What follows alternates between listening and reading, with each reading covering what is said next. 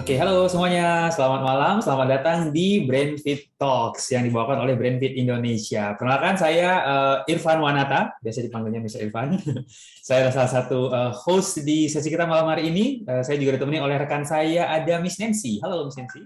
Alright, oke. Halo, selamat malam Ibu Bapak semuanya. Perkenalkan, saya Nancy Peter. Saya salah seorang Master Trainer dan Brain Fitness Specialist di BrainFit Indonesia. Ya, halo Miss, selamat malam. Kita juga ditemani oleh Miss Iren saat ini ya, Miss. Halo, Iya. Miss Iren. Halo, selamat malam semuanya. Perkenalkan, saya Iren. Saya adalah Master Trainer di BrainFit Indonesia, juga adalah seorang Parents Coach Certified and Play Therapist Certified by Play Therapy International UK. Oke, sebelum kita mulai ngobrolnya kita malam hari ini, Miss, kita kenalan dulu mungkin ya, Miss Nancy ya, mengenai BrainFit ya. Silakan, Miss.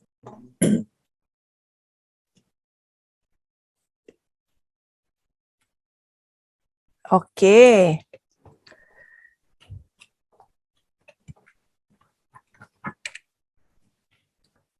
Tolong kabari kalau suara saya terputus-putus ya, Mr. Irfan. You are fine, buat gambarnya sedikit patah-patah, Miss. Iya, ini dari sini sepertinya sedang ada. Oke, I'm sharing screen. Apakah sudah muncul? Belum? Ya, oke. Oke, alright, baik. Iya, perkenalkan Bapak Ibu, buat yang baru pertama kali hadir ya, kami BrainFit, perusahaan dari Singapura, asalnya didirikan tahun 2001. Jadi kami bersyukur sekali kami bisa berada selama 21 tahun so far ya sejauh ini. Selain di Indonesia dan di Singapura, BrainFit juga telah hadir di beberapa negara lain. Di Indonesia sendiri sudah 13 tahun, kami sedang memasuki tahun yang ke-14.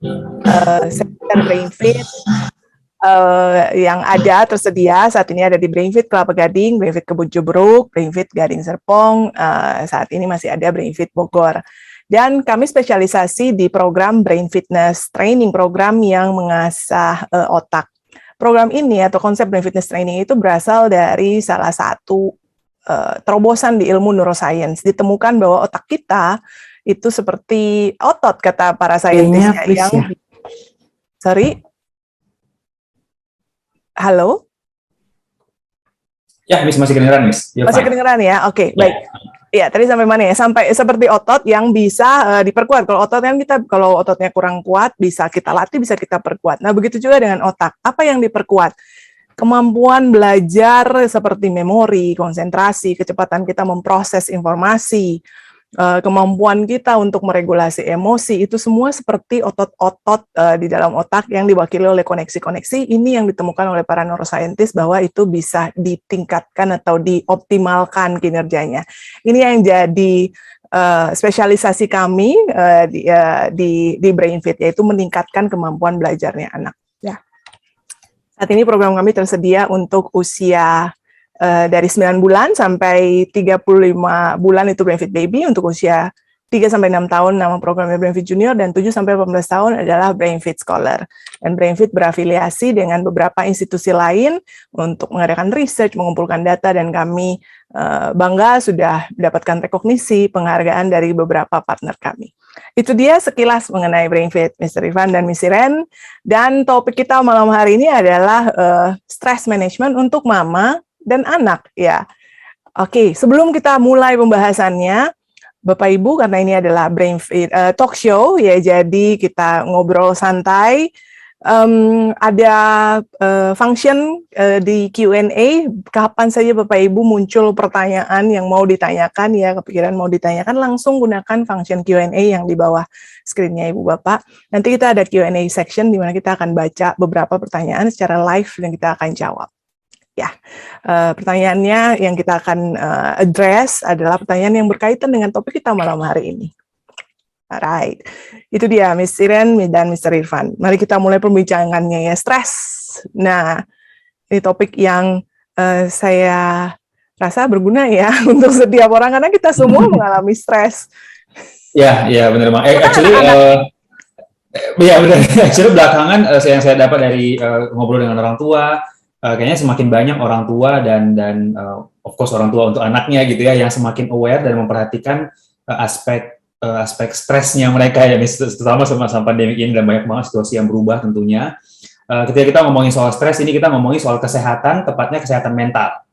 Gitu ya. Sekarang sudah banyak riset yang mempelajari bahwa kesehatan mental kita itu berpengaruh kepada banyak hal, bukan cuman hanya mempengaruhi apa yang ada dalam pikiran kita ternyata gitu ya. Kesehatan mental itu bisa berpengaruh kepada untuk orang dewasa berpengaruh kepada produktivitasnya kita dalam bekerja, untuk anak-anak tentunya bisa berpengaruh kepada performa akademisnya mereka tentunya, dan bahkan kesehatan mentalnya kita tentunya akan berpengaruh kepada kesehatan fisik juga ya, Miss.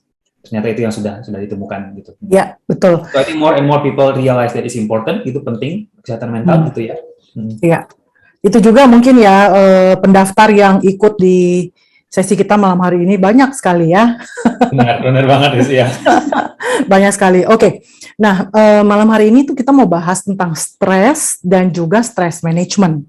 Karena yang paling penting adalah bagaimana how to manage it gitu kan, bagaimana manajemennya. Tapi kita mau bahas dalam aspek neuroscience, artinya dari segi bagaimana otak itu mengolah stres.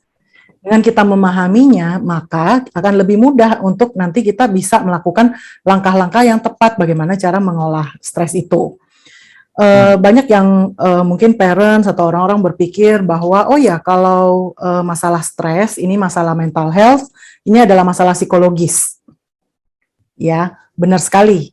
Memang itu adalah masalah psikologis. Dan masalah psikologis semuanya itu berawal dan berasal dari kinerja brain-nya, dari otaknya. Jadi segala sesuatu yang kita alami, kita lakukan, kita tidak lakukan, konflik, stres apapun, keberhasilan dan lain-lain, everything that we do, komunikasi, semuanya berasal dari brain. Right? Jadi kalau kita paham bagaimana cara bekerjanya sih, kok bisa terjadi, terus bagaimana cara otak itu bekerja di dalam memanage stres, maka akan lebih mudah kita melakukan langkah-langkah bagaimana memanage stres. Oke? Ya. So ternyata stres itu juga di otak terjadinya ya, Miss? Oh, semuanya dari otak, ya. Kalau saya dulu dengarnya banyaknya, stres itu di hati, kalau otak itu untuk berpikir gitu. Ternyata stres juga jadi di otak sebenarnya gitu ya. Ya, bahkan feelings, perasaan, banyak orang kan yang bilang, oh perasaan itu di hati, gitu ya. Iya. No, ya perasaan itu di otak, tapi memang ada bagian otak tertentu yang mengolah perasaan. Right. Ya. Oke. Nah, Miss Iren, apa yang terjadi dalam otak kita pada saat kita sedang stres ya? Can you share, Miss, dari sisi neuroscience ya? Sebelum masuk ke neuroscience-nya, saya suka pakai analogi untuk supaya parents itu mudah paham dan kita juga sama nih pengertiannya. Karena stres itu kan banyak banget ya digunakan sebagai istilah yang sudah umum, bahkan dibuat-buat bercandaan ya. Aku stres nih gitu ya, something like that. Oke, so saya mau pakai analogi komputer. Komputer itu kita pakai kan buat bekerja ya, mengolah data, kita pakai buat create sesuatu, buat menulis, pekerjaan, komunikasi, memori, kita simpan semua data kita, bahkan at the same time kita bisa buka Windows banyak banget, kita melakukan multitasking itu di komputer. Ya. Jadi komputer itu ibarat otak kita. Otak kita juga begitu, dia melakukan banyak hal, termasuk emosi, termasuk pekerjaan, berpikir, dan lain sebagainya. Dan mampu nggak dia melakukannya?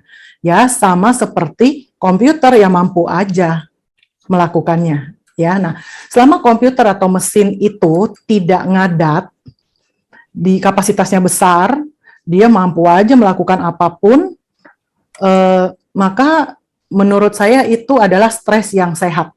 Stres tetap itu adalah loads, ya, beban, tapi itu sehat. Nah, sampai kapan ketika kita merasa atau bisa menilai bahwa ini sudah nggak sehat nih adalah ketika komputer itu mulai ngadat. Ini contoh nih kayak laptop saya, gitu kan. Saya tuh gaya bekerjanya tuh selalu semuanya di open karena saya takut lupa. Jadi saya open, ya saya selalu ditegur sama suami saya. Bagaimana nggak jebol tuh komputer gitu ya. Lalu semuanya dibuka, semuanya ditaruh di desktop. Aku bilang ini cara aku bekerja supaya aku nggak lupa. You know like, but dia bilang nggak begitu caranya. Kalau mau umurnya panjang, nggak begitu caranya. You have to clean up the memory, you have to, clean up all the space dan lain-lain. Tapi anyway, sering banget terjadi komputer tuh ngadat. Entah dia memorinya udah nggak bisa gitu ya. Belakangan aku sudah mulai mengalami memori hampir penuh gitu ya. entah beli kapasitas baru atau hapus semua data yang datanya dan lain-lain. Ketika komputer itu sudah mulai ngadat, dia sudah tidak bisa berfungsi lancar, ya udah, berarti sudah mulai kerjaan itu sudah tidak lancar lagi, mulai beban. Nah, saya mengkondisikan otak kita pun begitu menghadapi stres. Ya, selama stres itu masih sehat, masih ketampung oleh kapasitas otak kita, dia masih oke aja, fine, kita masih bisa berfungsi dengan baik gitu ya, dengan malah bisa berprestasi, bisa melakukan banyak hal. Tapi ketika kapasitasnya mulai beban sudah melebihi kapasitas, dan itulah dia mulai ngadat ya, kita mulai ngerasa letih, lelah, menggampang marah, bahkan banyak yang jadi sakit dan lain-lain. Itulah stres yang sudah tidak sehat. Oke, jadi kayak let's understand stres yang tidak sehat ya, karena stres itu kan banyak yang sehat. Ya, Oke. ya. Jadi basically kalau ada orang yang stressful, tapi belum tentu mereka stres gitu ya. Stressful dalam artian ya pasti banyak bebannya sebenarnya benar, tapi masih bisa diolah sebenarnya, masih bisa dijalanin, masih bisa diproses dengan baik gitu ya. Memang sih membuat stres, tapi it's still doable, masih bisa dilakukan gitu. Dan itu sebenarnya tidak termasuk dalam kategori stres. Stres yang dimaksud oleh orang-orang adalah stres yang udah nggak tertahankan gitu ya, yang sudah tidak sehat ya. Jadi maksudnya stres yang tidak sehat nih gitu. Iya betul, yang kita udah benar-benar nggak bisa ngapa-ngapain lagi, itu yang kita sebut dengan stres, itu yang kita hindarin istilahnya gitu ya, Miss. Right ya. Dan tadi kata Miss Iren, kapasitas orang-orang untuk sampai ke level stresnya itu juga ternyata berbeda-beda gitu ya, Miss, karena kita punya kemampuan untuk mengolah beban kehidupan itu juga berbeda-beda ternyata gitu ya, Miss. Ini yang kalau nggak salah ada istilahnya Windows of Tolerance katanya ya, Miss. Mungkin bisa di-share lebih jauh ya, Miss, mengenai Windows of Tolerance. Saya mau bagikan pengertian supaya kita ngerti dulu ya mengenai sebuah konsep dalam psikologi namanya window of tolerance. Saya mau izin share screen ya.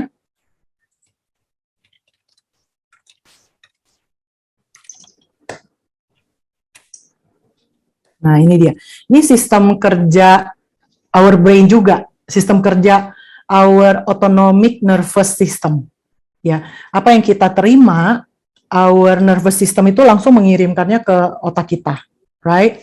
Now, selama apa yang kita alami, kita kerjakan, sistem kita menerimanya itu masih di dalam window of tolerance, jadi kapasitas kita untuk mentoleransi beban ini atau input ini, maka kita masih bisa berfungsi dengan baik, mentally engaged, kita bisa reason, bisa berlogika dengan baik. Walaupun kita punya emosi, perasaan-perasaan yang kurang nyaman, kita masih bisa meregulasinya dengan baik selama kita bergerak di dalam area hijau ini. Ya, tapi ketika bebannya itu melebihi kapasitas kita, maka yang terjadi adalah hyperarousal ya, atau shutting down, lemes, lesu, atau marah gitu, hyperarousal. Nah, ini window of tolerance setiap orang tuh beda-beda ya. Ada yang memang dari sononya memang lebar besar gitu. Ada yang memang tipenya sistemnya autonomic nervous system dan toleransinya ya, memang Windows-nya kecil. Oh, oke. Terus walaupun besar dan kecil, ada lagi nih sistemnya, dia itu cepat, walaupun lebar dan besar, tapi cepat keisi, sensitif. Ya, cepat keisi, jadi cepat penuh. Ada yang kecil, tetapi pelan-pelan dia nggak begitu sensitif. So, apapun itu, ketika dia sudah penuh, barulah terjadi hyperarousal atau hypoarousal. Selama dia belum penuh dan managingnya cukup bagus, maksudnya orangnya bisa melakukan manajemen yang bagus, dibersihin ya, seperti tadi saya dianjurkan untuk bersihin data dan memori di laptop saya. Kalau dilakukan secara reguler dan ada strateginya, ada tekniknya, mereka tahu bagaimana memanage, maka stres yang tidak sehat, efek-efek tidak sehat dari stres itu bisa dihindari. Oke. Ya, so it's important untuk kita masing-masing mengenali sistem kita tuh kayak gimana sih, kita termasuk yang window of tolerance-nya tinggi kah, atau yang sebenarnya cepat teraktivasi gitu.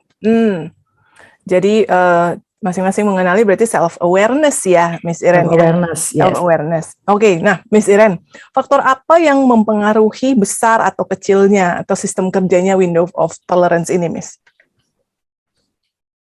Mengenai sistem ini ya, bukan manajemennya ya, sifat dari window of tolerance setiap orang. Nah itu belum ada riset atau jawaban pasti. Oke. Ya, jadi itu benar-benar sistem setiap orang, how the brain function terhadap managing stimulus ini itu berbeda-beda. Right? Bagaimana dia bereaksi dan lain-lain itu setiap orang tuh beda-beda. Right. Dan tadi Windows of Tolerance itu bukan hanya untuk orang dewasa ya, Miss. Ini juga berlaku untuk anak-anak, benar ya, Miss? Yes. Oleh karena itu kan kita suka ngeliat ya, ada anak yang lebih sensitif.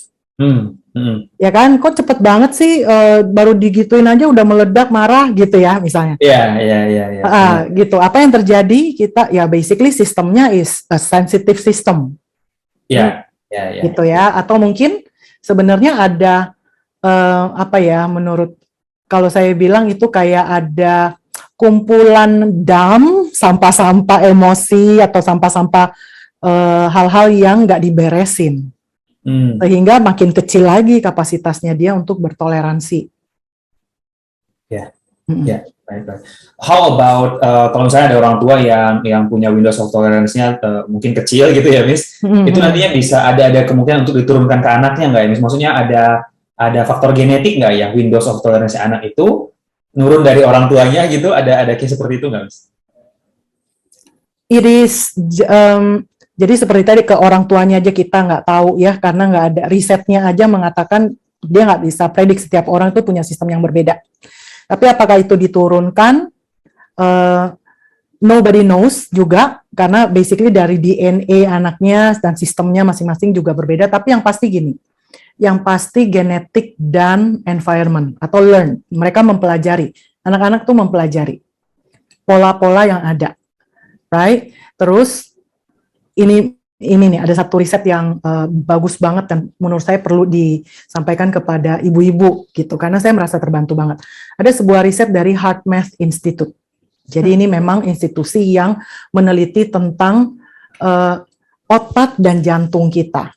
Jadi riset itu mengatakan gini, otak kita, jadi pikiran kita itu mempengaruhi berkomunikasi, ada jalurnya berkomunikasi dengan jantung kita. Nah, ketika jantung menangkap informasi dari otak, misalnya kita lagi kesel gitu ya, pikiran, aduh saya sebel nih, tadi misalnya saya manggil-manggil kamu nggak jawab gitu, sebel, ya kan pikiran saya, kemudian jantung saya menangkap itu, dia mulai, ritme jantung itu mulai menyesuaikan, berubah.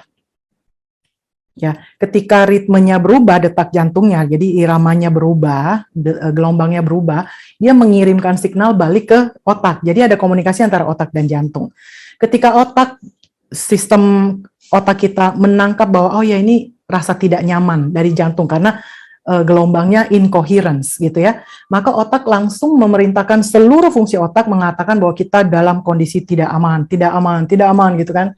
Jadi kayak semua sistem otak itu langsung menjadi hyper arousal, makanya disebut. Nah, uniknya lagi adalah ternyata gelombang yang dihasilkan oleh jantung bukan hanya dikirim ke otak, tetapi ada gelombang yang tersebar keluar dari tubuh kita, gelombang elektromagnetik yang gelombangnya ini bisa dirasakan oleh orang-orang yang ada di sekitar kita. Jadi kalau gelombang yang dikeluarkan oleh jantung kita itu ternyata incoherence, gelombang nggak enak gitu ya, ngerasa nggak nyaman, maka bisa dirasakan oleh orang sekitar kita. Ya, itu juga mungkin yang menjelaskan ibu-ibu bilang gini, anak saya tuh tahu aja setiap kali saya lagi kesel, dia rewel gitu ya, sengaja banget ya. Ternyata enggak. Ya. Ternyata enggak, karena anak-anak itu paling sensitif kan. Mereka belum punya sistem yang kuat untuk regulasi.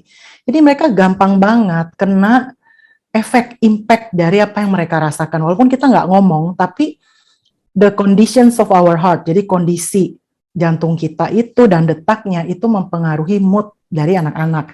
So if you're asking apakah menurunkah genetika dari orang tua, I would say para researcher juga tidak menemukannya, gitu ya, tidak ada bukti.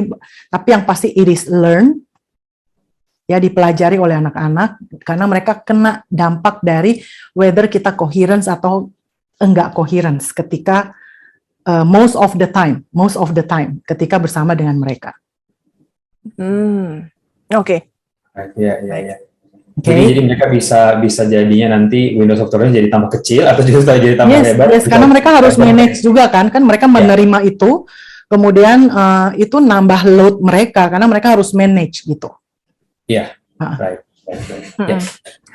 Dari yang Miss Iren bagikan tadi ya, dari itu ada yang research-nya mengenai hard coherence itu ya tadi, Miss Iren.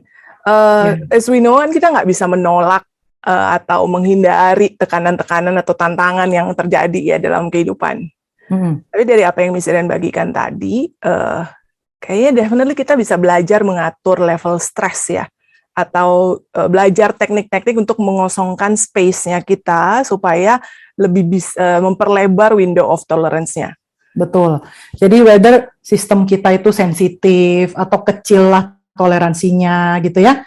Bahkan HeartMath Institute bilang your brain affects your heart, ya, otak mempengaruhi jantung, jantung mempengaruhi otak. Ya, kalau udah terjadi memang bad things happen to me, memang hal jelek terjadi sama saya, masa saya bisa kontrol? Pastilah otak saya menerimanya, mengirimkan ke jantung, jantung saya pasti itu punya efek gitu ya. Right? Kita nggak bisa tolak. But ada yang bisa kita lakukan untuk meregulasinya. Ini yang kita mau belajar kan malam hari ini adalah how to manage gitu. Karena kita nggak bisa stopin, but we can manage.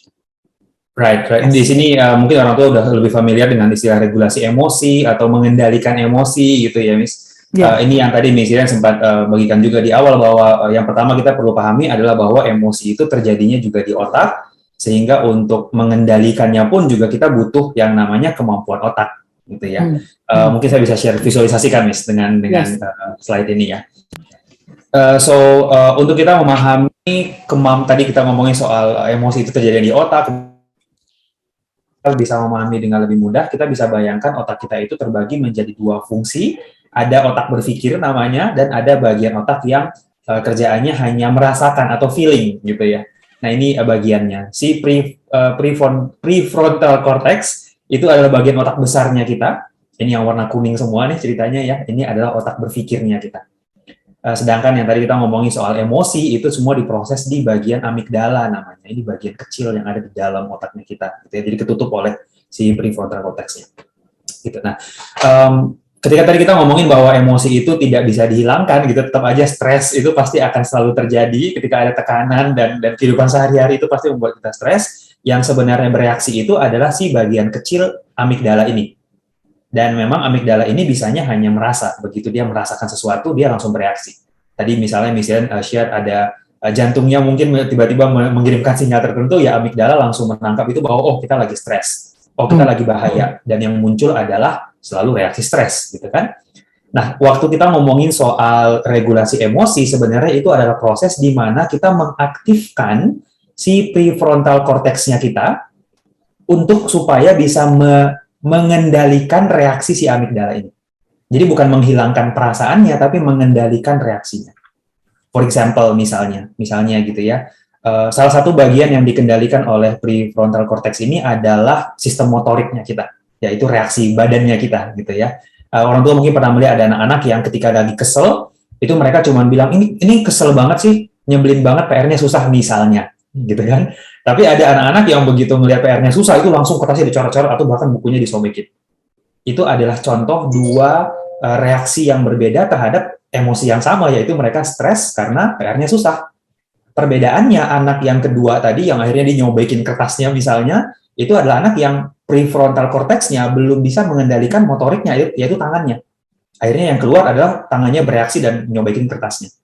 Nah, ada anak yang lain, tadi anak yang pertama adalah dia merasakan emosi tapi prefrontal cortex atau yang berhubungan dengan motorik sistemnya terutama itu bisa mengendalikan untuk saya merasa kesel, tapi tangan saya nggak perlu nangkep atau nggak perlu nyobekin kertas atau nggak perlu melakukan sesuatu. Nah ini adalah contoh bagaimana tadi kita sebut bahwa regulasi emosi itu terjadi di otak, specifically terjadi di bagian prefrontal cortex.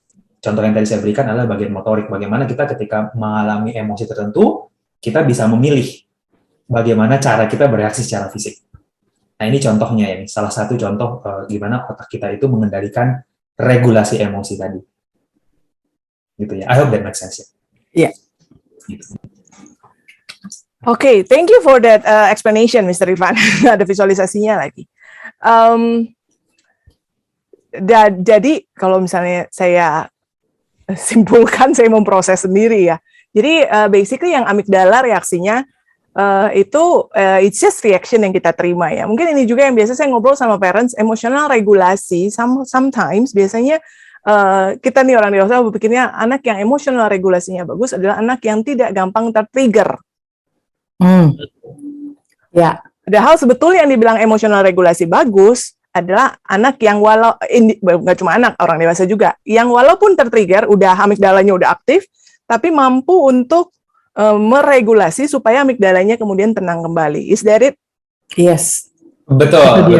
Ya. Dan itu dibantu oleh tadi prefrontal cortex-nya itu, gitu kan? Ada di mana situ ada tadi sistem motorik, ada sistem bahasa di situ. Ada orang yang kalau stres dia sampaikan dengan kata-kata yang baik, gitu kan? Ada orang yang stres, reaksi ngomongnya jadinya kasar mungkin, gitu. So that a different reaction yang akhirnya kembali lagi memberikan feedback kepada amigdala kita. Apakah amigdalanya terus perlu bereaksi makin parah, gitu, atau jadinya malah tenang, tergantung dari reaksi si prefrontal cortex-nya tadi. Ya. Gitu. Right. Nah, tadi Mr. Irfan share prefrontal cortex itu kan fungsinya banyak ya. Dan salah satunya yang saya nangkep banget tadi adalah thinking. Ya, untuk berpikir.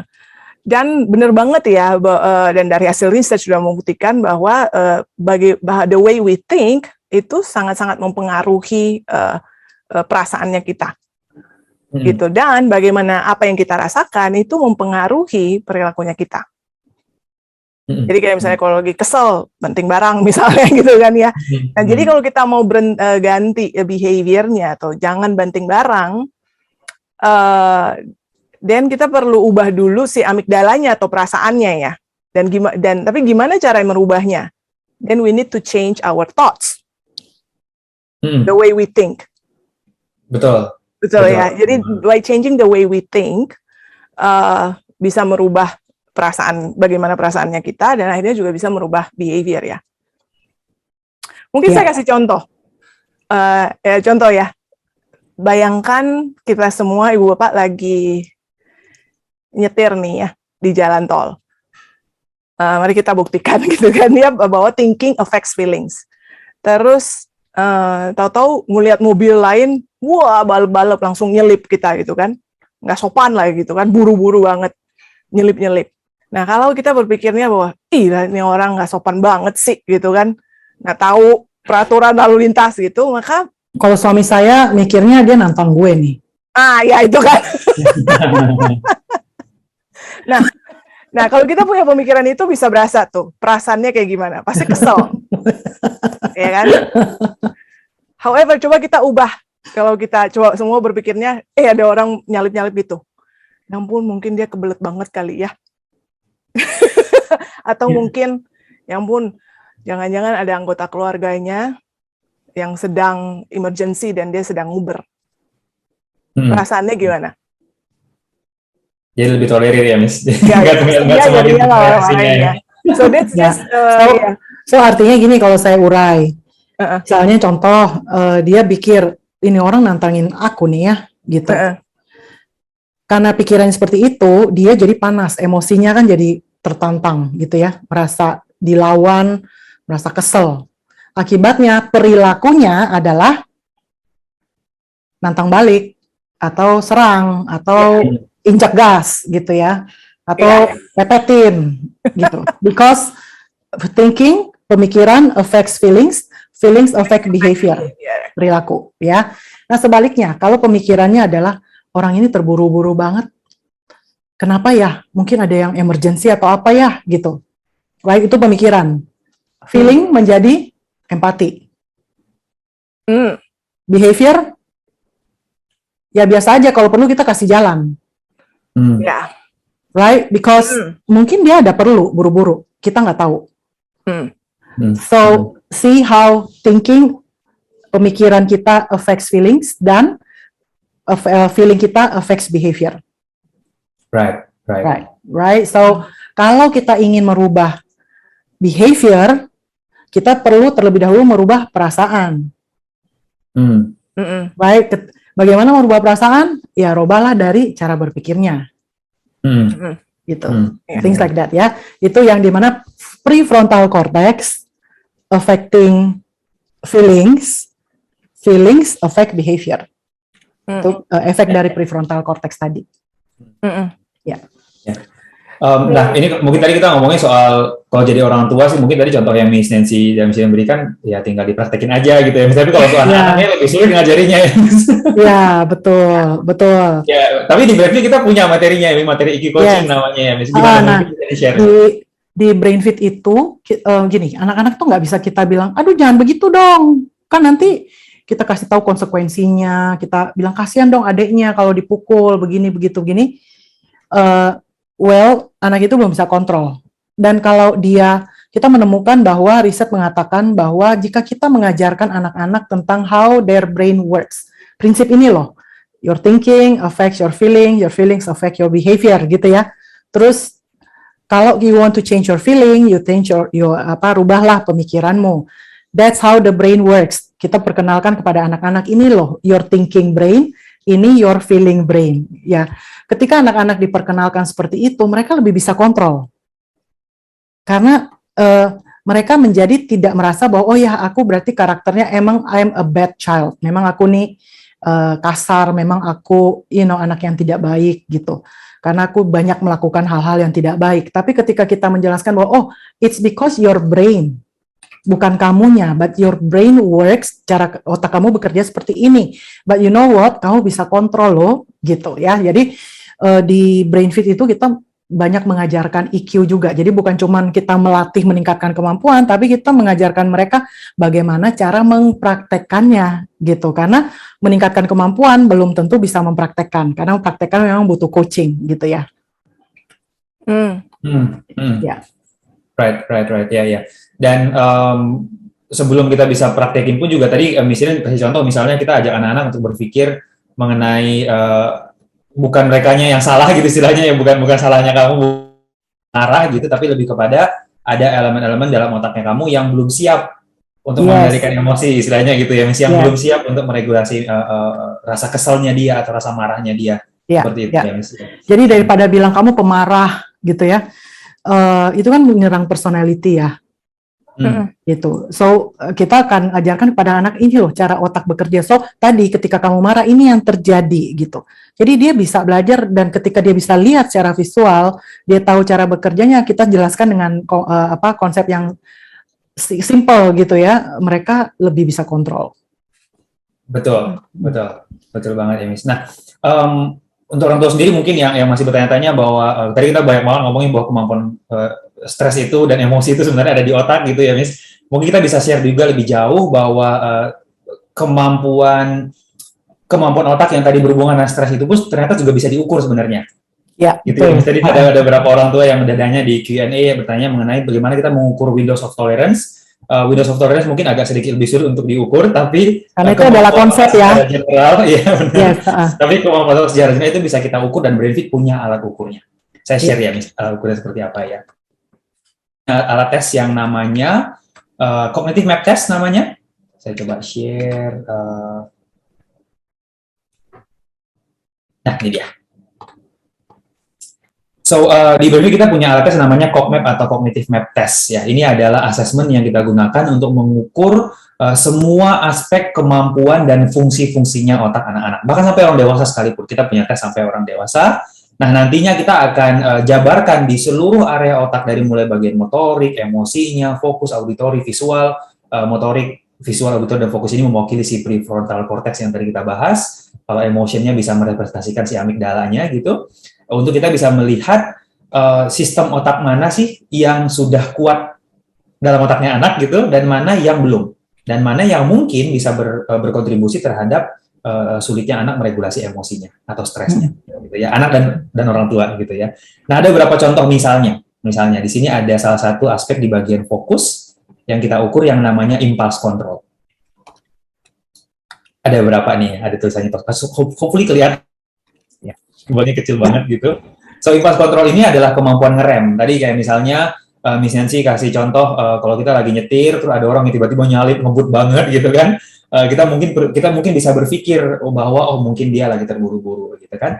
Nah, tapi untuk seorang anak atau bahkan orang dewasa punya kemampuan untuk bisa berpikir bahwa seorang itu mungkin punya terburu-buru dan kita harus ngerem dulu reaksinya kita. Ada beberapa anak-anak atau bahkan orang dewasa yang impulse kontrolnya lemah, dia boro-boro bisa mikir gitu, langsung reaksi pertamanya langsung klakson duluan gitu kan, atau bahkan dikebut lagi mobilnya gitu. Nah, itu adalah contoh impulse control. So, while kita bisa berikan pengajaran atau nasihat kepada anak-anak atau bahkan kepada diri kita sendiri, kalau kita belum punya impulse control yang cukup, nggak bakal sampai juga kepikirannya gitu ya untuk memproses dengan cara yang lebih positif. So, itu salah satunya.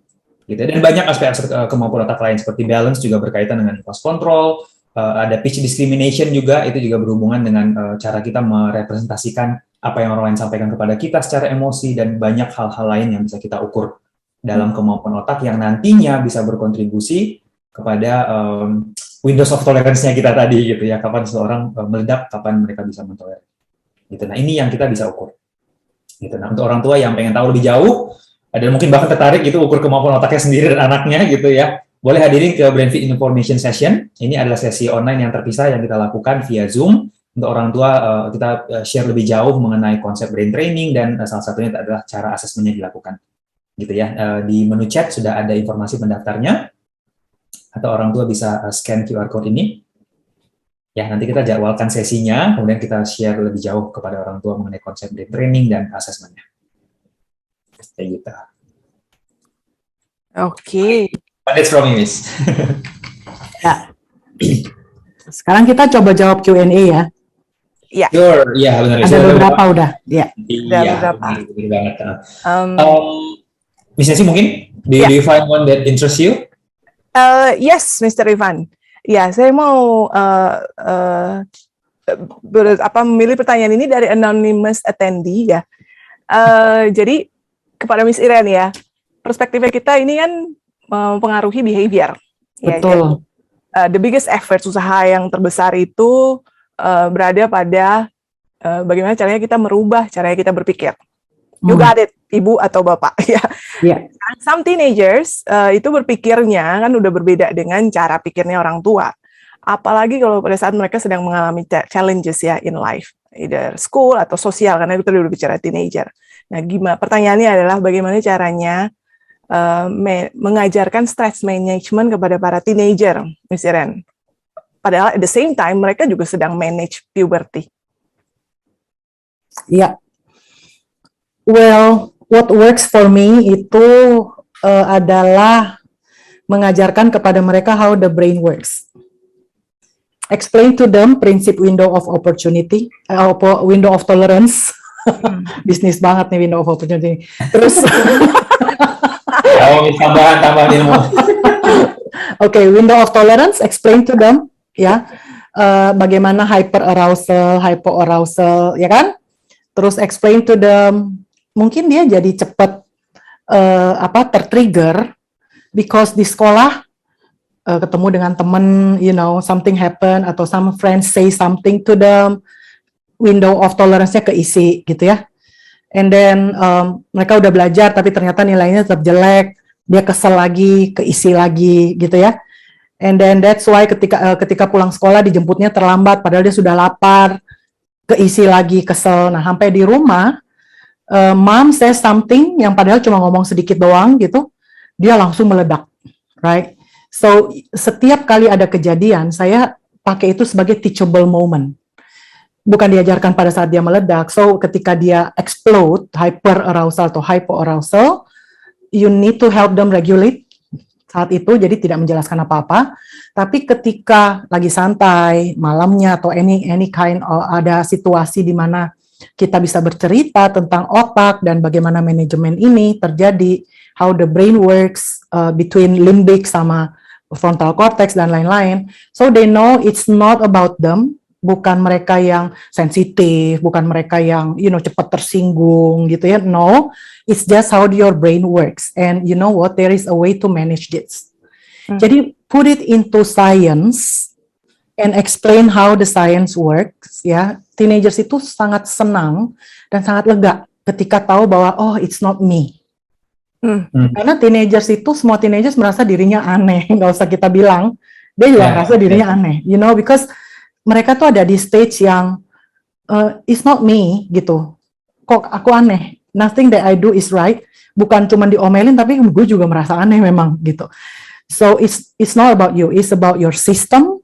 Explain, jadi dibawa keluar ke situ itu akan menolong.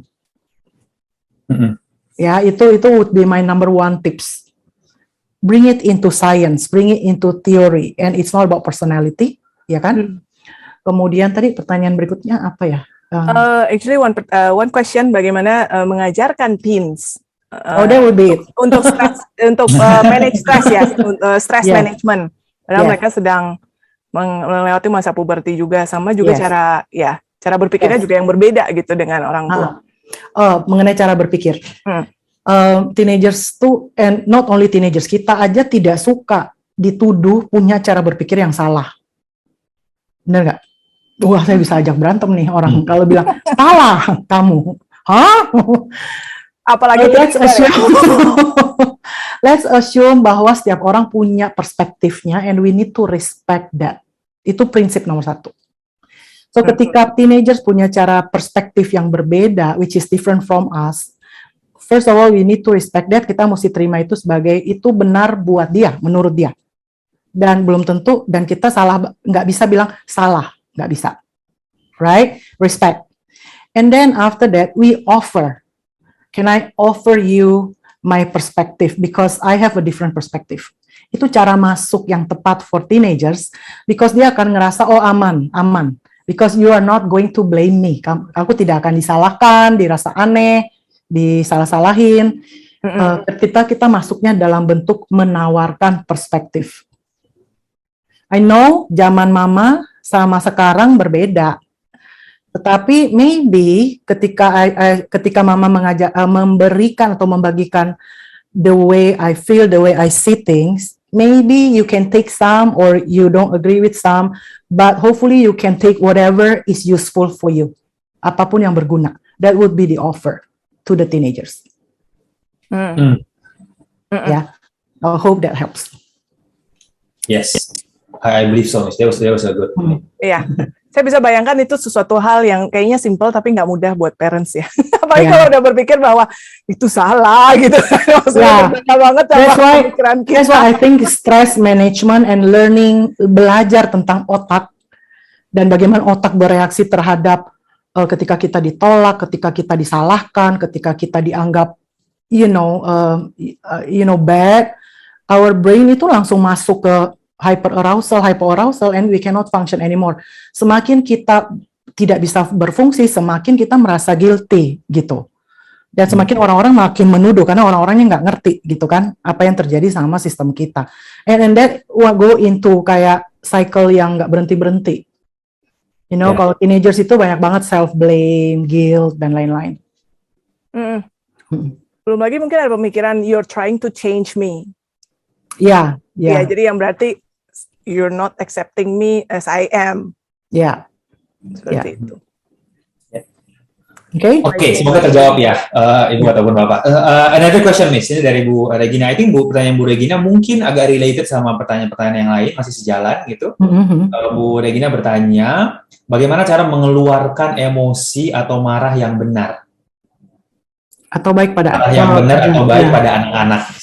Nah, ini kita ada beberapa nih pertanyaan yang berhubungan dengan emosi, marah dan sebagainya, but I think hopefully kita bisa jawab dari pertanyaannya Bu Regina ya, Miss. What do you think, Miss Nancy atau Miss Ira? Itu secara logika saya akan jawab ya gampang, tinggal rem dulu aja. Right, marah boleh, merasa jengkel boleh, tetapi bagaimana mengekspresikannya? Mungkin kan bagaimana mengekspresikannya dengan baik. So I would say give yourself 5 seconds untuk tidak langsung mereaksi gitu, rem, hitung 1, 2, 1, 2, 3, 4, 5, tarik nafas, buang nafas 10 kali, baru menjawab. Pasti nggak meledak. Itu secara logika. Tapi kenyataannya adalah tidak seperti itu, bukan?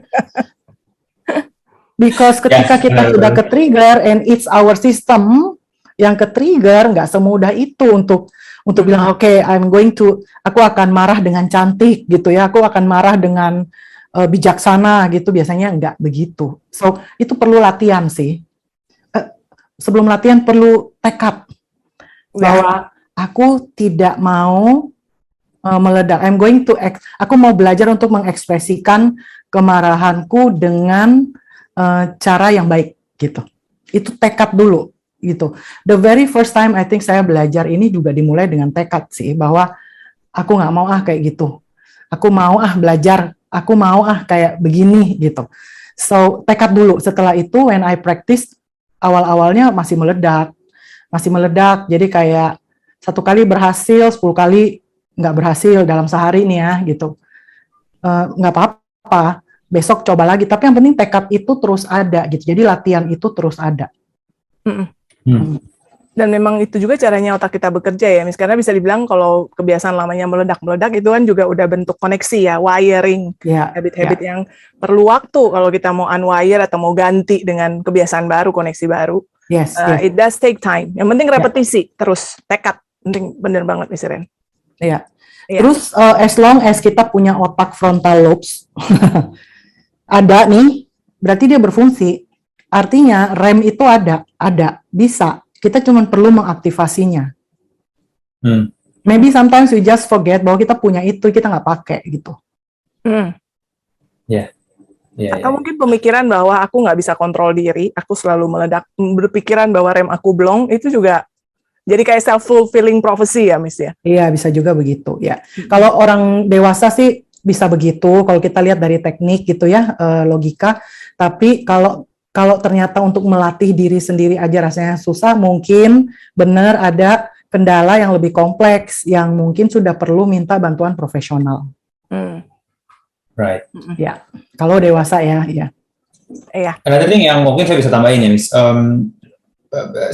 Sesimpel mengucapkan bahwa kita lagi marah itu juga ngebantu. Banget, iya. Sesuatu yang kita bisa praktekkan sebagai orang tua dan hopefully dikopi juga oleh anaknya, because it's actually a healthy way to express feeling gitu kan. Salah satu yang kita yang saya sendiri cobain gitu, begitu saya merasa bahwa memang saya lagi kesel gitu sama anak saya, dan saya hanya akan bilang yang saya perlu kontrol hanya nadanya aja, dengan nada yang seplain mungkin, tapi perlu disampaikan bahwa saat ini tuh sekarang ayah lagi marah. Tanpa perlu menaikkan nada yang tinggi, gitu kan. Jadi benar-benar diomongin bahwa ini tuh ayah lagi marah.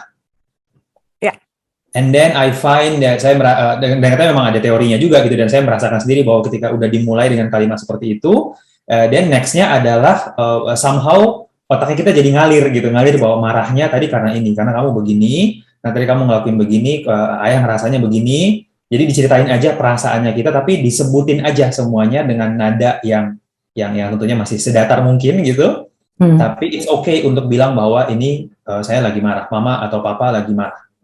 And a lot of the times untuk beberapa orang tua yang juga coba terapin ini, anaknya juga lama-lama jadinya ikutan gitu kan. So, saat mereka akan terapin juga bahwa ini abang lagi marah, misalnya gitu kan. Jadi mereka juga bisa mengucapin hal seperti itu gitu. So I think demonstrating sama anak-anak gimana cara mengkomunikasikan, mengeluarkan emosi, tadi pertanyaan Bu Regina, dengan diucapin aja gitu bahwa lagi marah, we just say it.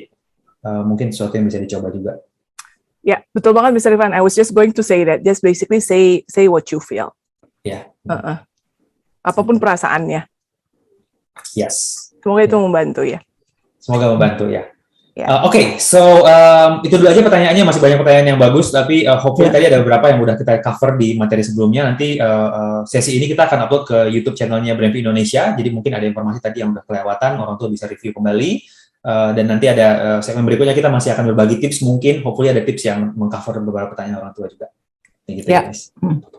Alright, so bagaimana kalau kita masuk ke bahas strategi bagi tips ya, Mr. Iren dan Mr. Irfan, yang bisa dipraktekkan mungkin untuk orang tua dulu ya, untuk moms, kemudian nanti kita bahas strategi untuk anak. Ya, karena kalau momsnya nggak stres, mungkin anaknya mostly nggak stres ya. Kalau mamanya stres, ya most of the time anaknya ikut stres. Kan tadi efek dari heart coherence itu kan. Iya. So, yang penting nomor satu mesti kita manage atau kita share strategis dulu adalah urusin mamnya harus terutama. Karena mam adalah aset di dalam keluarga. Oke, tips nomor satu, Miss. Tips nomor satunya. Siapa dulu? Saya dulu ya. Ya. I think dari pengalamannya saya, whether sebagai orang tua ataupun juga ngebantu parents yang lain gitu, satu hal yang I find very helpful adalah surround yourself with a strong support system gitu istilahnya. Entah itu orang tua merasa mungkin perlu cari professional help, boleh banget gitu. Sekarang ada parenting coaching, contohnya seperti Miss Iren misalnya, atau as simple as ketemu sama konsultan atau konseling gitu, konseling orang tua, that could be helpful. But what I'm trying to say adalah ada beberapa dari kita yang masih berpikir bahwa being a parents itu memang harusnya stressful gitu kan, and then we try to face it on our own. Dan ketika kita gagal, nggak sengaja marah sama anaknya, kita jadinya tambah stres lagi karena jadinya kelepasan marah, padahal sebenarnya saya nggak mau marah gitu kan. Mungkin ada proses seperti itu gitu. I find that ketika kita mengelilingi diri kita dengan orang-orang yang support system-nya kuat, entah itu profesional atau bahkan as simple as keluarga atau teman yang kita bisa ceritakan apa yang terjadi tadi di rumah gitu, bagaimana itu mempengaruhi perasaan kita, that could be very helpful banget. Gitu. Yeah. I think professional help should be considered more seriously ketika orang tua udah mulai bingung harus ngapain lagi gitu. Tapi kalau cuma butuh tempat untuk numpahin perasaannya aja mungkin masih bisa ke teman atau keluarga gitu, nggak apa-apa. Tapi kalau udah merasa nggak ketemu cara lain gitu, nggak ada yang ngasih saran yang efektif, dan jangan pernah ragu-ragu untuk secepatnya cari bantuan profesional atau yang lebih ahli di bidang tersebut. Yeah, that was quite straightforward ya. Yeah, but it's true. It's true. Banyak parents yang berusaha, I think, tapi again kembali lagi saya nggak mau menyalahkan karena I think setiap orang ngambil keputusannya itu kan masing-masing gitu ya, dan itu yang perlu direspek. Tapi ada yang menunggu, coba lihat lagi, menunggu dan lihat dan berusaha dan belum nggak tahu kapan waktunya untuk menentukan bahwa ini sudah di luar upaya saya sendiri, I need help. Ya, because salah satu courage atau keberanian kita adalah menyatakan bahwa saya butuh bantuan, and I need help from professional, dan benar-benar seek help, cari. Because the longer you are, semakin lama ada di dalam situasi yang tetap nggak keluar dari situasinya, semakin lama stres itu. Ingat window of tolerance-nya gitu ya. And sometimes ketika kita meledak, hyperarousal atau hypoarousal, become depression, atau bahkan meledak-ledak, itu impact ke relationship kita ke sekitar kita gitu, dan things dan hal-hal tuh menjadi lebih nggak nyaman. Right, yeah. Okay, so ada hal yang kita mau bagikan hari ini adalah hal yang bisa kita lakukan sendiri gitu ya. Tapi kita juga harus sadar kapan, di titik mana kita sudah butuh bantuan gitu. Right, yes. Okay. That's right, Miss. So that's one tip strategy. That's tip number one. Yeah. Find help when you feel like it's time to find help. Yeah. Iya. Kedua dari saya, iya duluan ya Miss Iren ya. Ada satu teknik namanya brain dump. Ya, ada namanya brain dump. Nah, kembali ke yang tadi, saya circle back yang tadi di awal banget Miss Iren bilang seperti memori yang banyak banget udah informasinya, akhirnya kita perlu clear space. Ya, juga sama juga related dengan how we think, apa yang kita pikirkan itu mempengaruhi perasaannya kita, feeling stress, dalam hal ini kita sedang ngomongin stress management gitu. Jadi a lot of times yang menimbulkan stress itu adalah pemikiran-pemikirannya kita yang begitu banyak, karena banyak sekali masalah-masalah atau isu-isu yang harus kita tanganin. Dan ada research-nya apabila kita brain dump dalam hal tertulis. Jadi tulis aja poin-poin pemikiran-pemikirannya, mesti ngapain, mesti cuci, mesti ke bank gitu, anak ini saya ngurusin anak ini, jadi di brain dump aja, tulis aja gitu, put it in writing, begitu udah itu terlihat visual, itu saja sudah ada researchnya udah membantu clear some space. Dan dari situ kemudian ibu choose your battle ya ibu atau bapak gitu, choose your battle, lihat semua list itu, yang mana yang bisa di-tackle duluan, pilih 1 atau 2 yang realistik, yang lainnya udah nggak usah dipikirin, karena itu akan balik lagi besok pagi, you can do it daily gitu, in the morning besok pagi, ya udah di-dump aja lagi gitu, di-dump lagi, and then pilih lagi. So, I think itu satu hal yang bisa ibu coba. Right. Terutama tuh orang tua yang mungkin suka nulis ya, Miss. Jadi bisa banget tuh ditulisin gitu ya pemikiran dan journey stresnya dituangin gitu ya, di-dump ke buku gitu. Iya, sebenarnya kan ada risetnya ya. Kalau emosi itu menjadi lebih tenang atau terkontrol ketika kognitif masuk, gitu kan? Ingat tadi limbik, amigdala menjadi tenang ketika prefrontal cortex bekerja. Right. Dan menulis, kegiatan menulis itu kegiatan mengaktifasi prefrontal cortex. Yes. That's why it works. Yes. Thanks for connecting that, Miss Iren. Ya. Oke, so that's number 2 ya, Miss, brain dump. My tips. Ini saya praktekin sendiri ya. Saya benar-benar hanya berpegang pada 3 prinsip pengertian saya mengenai tadi window of tolerance, heart coherence.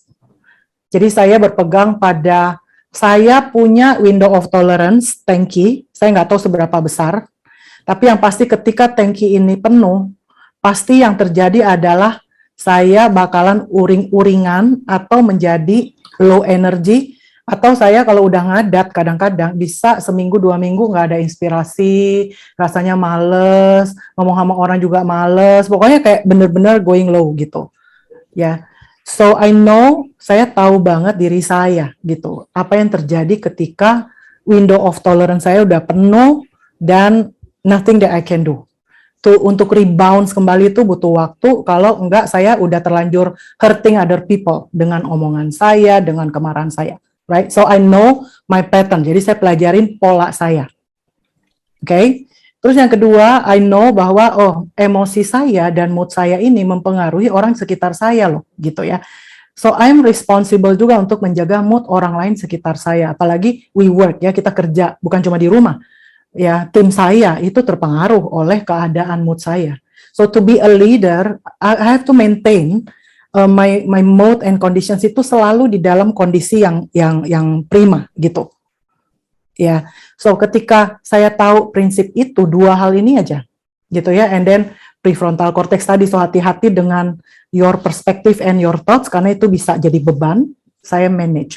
So I prefer untuk managing daily, daripada menunggu kalau sudah meledak, then I manage. Ya, okay, so that is like a long-term thing, long-term and lifestyle. Tapi saya sudah bertekad bahwa this is what I'm going to do. Aku nggak mau roller coaster naik turun.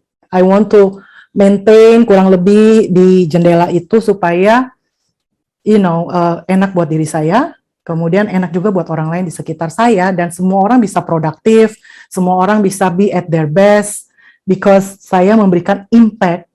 Nggak usah banyak ngomong, tapi just from my coherence, mereka juga jadi coherence, gitu. So that is my cita-cita saya gitu. I maintain it daily. Right, yeah. Ya. Terus saya merasa I know exactly as a woman, ini I am talking to moms. Cycle hormon kita. Here comes hormones. Hormones, we are makhluk berhormon yang kompleks banget. Itu mempengaruhi banget ya. I read somewhere, baru sebenarnya belakangan ini saya sangat tertarik sama itu, bahwa hormon kita ini as a woman ya, itu in our brain, dia itu menjadi beban berat di dalam sistem. That's why ada momen-momen di mana kita menjadi sangat kecil window of tolerance-nya. Okay, so as a leader di dalam company, di rumah, kan nggak bisa dong ya saya bergerak seenaknya pada saat hormonnya lagi penuh gitu, and then I just dump ke orang-orang dan minta mereka untuk mengerti saya lagi PMS nih misalnya. I don't want that, right? Itu kind of selfish gitu, egois. So I don't want that. So I maintain. Okay, so So just easy, maintain, dump, keluarin aja apa yang nggak perlu dimasukin ke situ, jangan dimasukin. Ada yang bisa ngantri, tulis to-do list, besok baru dipikirkan, bukan dibuang, tapi besok we pick it up gitu ya. Ada yang kasih pressure, kasih tugas, kasih PR, I say okay, yes, taruh dulu di situ, okay, I'll come back to it. Jadi saya manage banget gitu, my system. Kita udah overtime nih. Asik banget ngobrolnya. Iya. Okay, let's quickly go to tips buat anak. Oh iya, tadi itu orang tuanya dulu ya, Iya, Miss. Nah, sekarang iya. baru untuk anaknya, gitu Iya. ya. Iya. Right. Untuk anaknya, I'll go first ya. Untuk anak, kayaknya yang saya nggak tahu yang hadir parents hari ini anaknya usia berapa ya range-nya. But Ya. saya coba yang dari yang kecil-kecil. Kalau yang kecil-kecil anak 3, 4 tahun, 5 tahun, 6 tahun, yang kemampuan prefrontal cortex-nya memang masih sedang berkembang. Jadi kemampuan mereka kalau kita bilang manage stress, mungkin mereka belum bisa manage stress dengan sadar pemikiran saya harus ubah cara pikirnya. Jadi yang parents bisa bantu lakukan adalah bantu regulasi emosinya. That way nanti mereka jadi tahu rasanya, oh this is how I regulate emotion. Jadi bisa pas udah prefrontal cortex-nya udah mateng, bisa lebih mampu untuk stress manage. Jadi, how to help regulate emotion, satu tips, bantu identify perasaan mereka. Kalau mereka belum bisa punya kemampuannya untuk bilang, saya lagi marah, kasih contoh, kamu lagi marah ya, kamu lagi kesel ya, say the feeling. Itu ada research-nya juga. Jadi kita yang bantu sebutkan perasaan tersebut. Gitu, Okay. itu bisa belajarkan kosakata feeling ya. Kamu sedang merasa marah ya, kamu sedang merasa kesal, dan pakai kosakata yang sekaya mungkin ya. Kalau mau yang pakai bahasa Inggris mungkin lebih banyak grade-nya ya, angry, furious, upset, itu ada grade-nya, grade levelnya. So, and then kalau anak SD sudah bisa diajarkan mengenai perasaan. Jadi cari informasi mengenai ajarkan mengenai perasaan, emosional regulasi, bahwa perasaan itu ada gradasinya. You're feeling annoyed, udah mulai annoyed, frustrated, dan pakai bahasa itu supaya mereka jadi aware sama, ada levelsnya tuh, 0 sampai 10 gitu ya, di mana nih perasaan marah kamu di situ. Jadi setelah sudah di situ, okay, what can you do? Bantu dengan tips-tips, how can you reduce that? Jadi jangan sampai langsung 10. So itu anak SD. Kalau teenager, I would say yang tadi Miss Iren bilang, respect their perspective gitu, supaya amigdalanya nggak teraktivasi ya. Jadi mereka merasa aman bahwa mama papa mau kasih berbagi perspektif tanpa merubah saya atau bilang saya salah. That would be from me. Semoga itu membantu. Oke. Right, ya. Thank you Miss Nancy ya. Tambahan mungkin ya, misalnya tambahin dikit ya.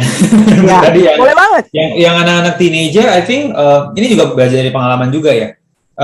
It is true that anak-anak teenager itu ada usia tertentu di mana mereka udah nggak mau denger lagi sama orang tuanya gitu. Even the side of parents-nya mau ajak ngomong aja dia udah gitu kan udah.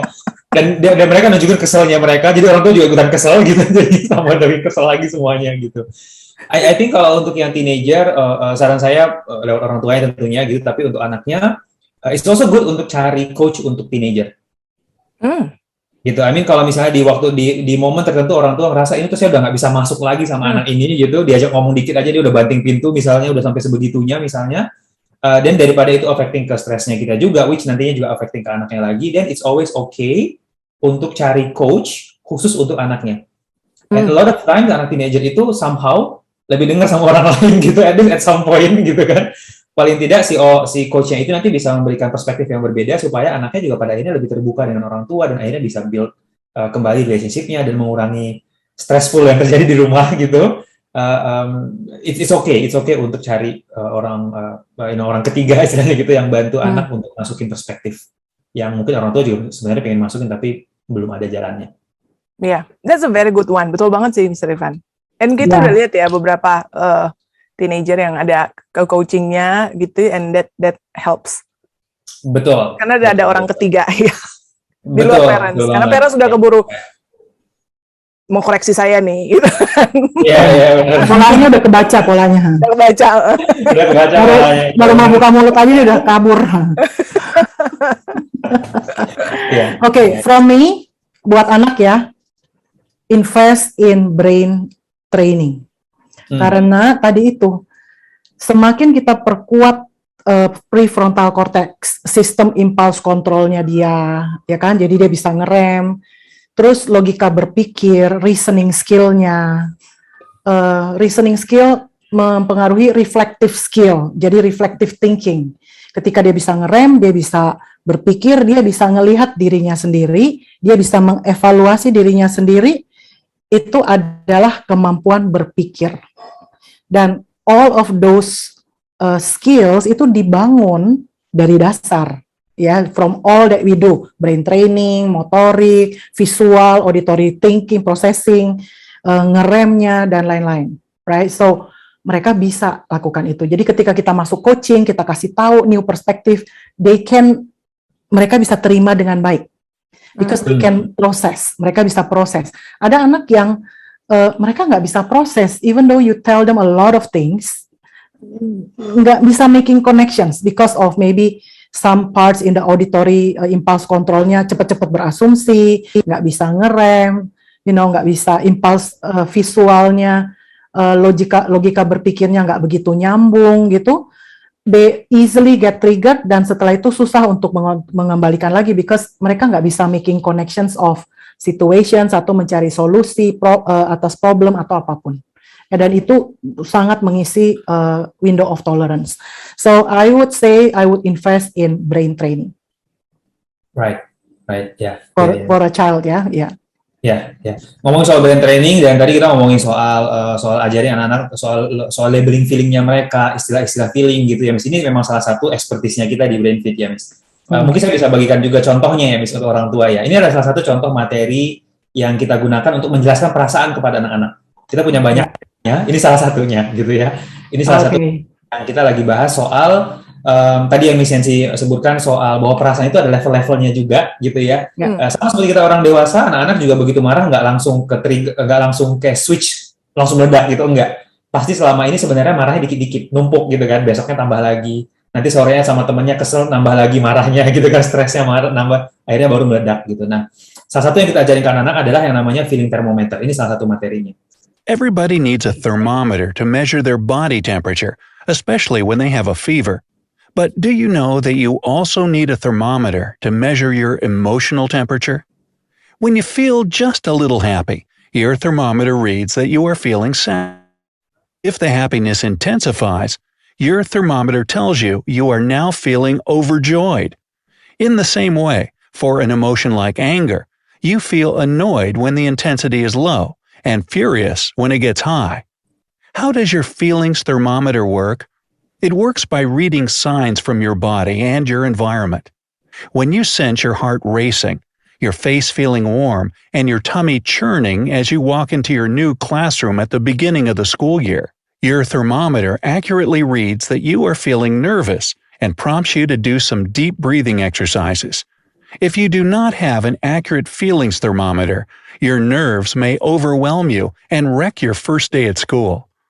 Apart from having different intensities to your feelings, you could also be feeling several emotions at the same time.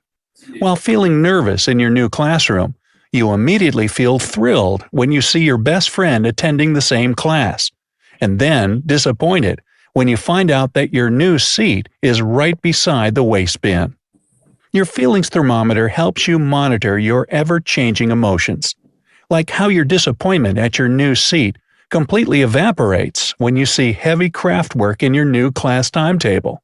You realize how sitting near the waste bin gives you a huge advantage in clearing up, so you can be the first one out for recess. Why are your complex, mysterious, and constantly changing feelings so important? Your feelings are important because they tell you what is going on in your unconscious mind, so you can take action. You can exercise your brain and sharpen your feelings thermometer by paying close attention to signs in your body, your inner state, and your environment. Having a sharp emotions thermometer not only helps you to read your own feelings, but others too, so you can become a true master of emotions. Nah, ini contohnya ya, salah satunya gitu. Kita ajar anak bahwa perasaan itu ada level-levelnya dan ada fungsinya untuk kita mempelajari itu gitu. As you can see, kita punya banyak topik-topik yang lain, tapi goalnya adalah tadi yang Miss Nancy dan Miss yang udah bagikan, yaitu empowering anak-anak untuk mengetahui bahwa reaksi yang mereka itu bukan karena merekanya yang pemarah, atau merekanya yang lagi stressful gitu, bukan, tapi karena cara otaknya yang belum benar dalam memproses stressful atau emosinya dia. Jadi kita ajarin namanya, kita ajarin bahwa itu ada level-levelnya, kita ajak mereka untuk rate dirinya sendiri gitu ya, kita buatin termometer ini, kita ajak mereka kira-kira hari ini level marah kalian udah di mana. Ketika level marahnya udah di mana, mereka harus ngapain, itu kita ajarin juga gitu. So we teach them all of this strategy supaya anak-anak bisa manage stresnya mereka, emosinya mereka tidak sampai meledak. Karena emosinya pasti akan ada, itu nggak akan bisa kita hindari. Gitu, ajak mereka untuk lebih aware, dan kita ajarin semua dengan sesuatu yang very easy to understand untuk anak-anak gitu, kayak tadi misalnya pakai video, pakai aktivitas, pakai ngobrol sama anaknya gitu. So it's very easy to understand sama anak-anak. Gitu. So this one of it. Ya, gitu. Dan untuk orang tua yang pengen tahu lagi lebih jauh, remember tadi kita punya info session ya. Untuk orang tua yang mau daftar, silahkan scan aja QR code-nya. Ada linknya juga di menu chat. Ya, nanti di sini kita akan share lagi lebih detail bagaimana programnya dilakukan, aspek apa lagi yang ada dalam programnya yang bisa bantu ke stressful mungkin gitu, and then see if that fits your needs ya. Termasuk tadi ada asesmennya juga untuk orang tua, pelajari dulu kemampuan otak anaknya, apakah itu yang mempengaruhi stresnya mereka selama ini. Gitu. Yeah, thanks for that, Mr. Irfan. Oh ya, alright, tips. Oh terakhir nih, satu lagi saya mau share tipsnya juga. Kalau kita ngomongin soal stres, tadi kalau misalnya share invest di brain training, yes, definitely highly recommended. Kalau dari saya, investnya as simple as invest in family time.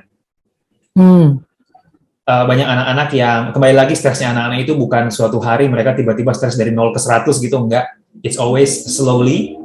And I find that dari pengalaman dan juga dari orang tua yang sudah kita guide, family time itu bantu untuk nurunin level stresnya. Gitu, spending the time, cuman main-main aja bareng gitu, jangan di quiz juga anaknya, jangan ditanyain soal sekolah tadi gimana, jangan, just play itu dia dari gitu. Ada main bareng ditanyain ABC. Jangan ditanyain juga, ini belajarnya apa? Kamu itu aja nggak tahu, jangan gitu juga. Gitu. Akhirnya jadi belajar bukan main. Belajar.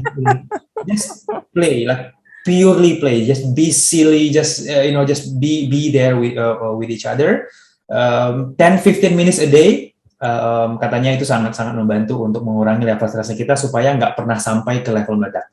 Besoknya stres lagi, malamnya main lagi, agak turun lagi. Gitu. Ya, sama aja kayak kita buang sampah kan, bersihin tong sampah kita tiap hari. Benar, ya. Benar banget ya. Kalau orang tua mungkin support sistemnya perlu ketemu teman dan sebagainya, perlu curhat atau psikolog, bahkan kalau anak-anak itu hanya butuh orang tuanya. That's it. Ya. Oke. So there you go. Semoga berguna ya untuk ini. Dan we have 6 tips tadi, 3 untuk orang tua dan 3 untuk anaknya. Iya. Oke, Mrs. kayaknya kita udah perlu udahin dulu sesinya ya. Ya. Kita akan ada sesi Brain Fit Talk lagi 2 minggu ke depan ya, Miss. Saya akan Ya, bagi 2 minggu lagi. Topiknya? Oke. Tentang khusus tentang komunikasi ya. Khusus tentang komunikasi, betul banget. Ya, jamnya sama, nanti akan ada link untuk mendaftarnya di Instagramnya Brain Fit Indonesia. Silakan di-follow. Dan jangan lupa juga sesi malam hari ini juga kita akan publish di YouTube channelnya Brain Fit Indonesia. Ini dia. Ya, sudah ada banyak banget episode-episode di situ, episode-episode sebelumnya, I think sudah 30 lebih. Ya, orang tua bisa banget coba di search Brain Fit Indonesia dan siapa tahu ada video yang topiknya relevan dengan kebutuhan orang tua yang lainnya. Ya. Oke, mari kita pamit. Over the time. Thank you Ibu dan Bapak yang sudah menyampaikan hadir. Hopefully you find what you're looking for, ketemu informasi yang cukup dan berguna. Stay in touch with us, follow Instagramnya, subscribe ke YouTube channelnya gitu ya, supaya nanti bisa hadir lagi ke sesi-sesi yang berikutnya. Dan jangan lupa ada info session untuk orang tua yang pengen tahu lebih jauh mengenai aspek perkembangan dan melatih otak anak-anaknya. And we will see you on next ketemu lagi 2 minggu lagi. Selamat malam. Thank you semuanya. Selamat malam. Selamat istirahat Ibu Bapak.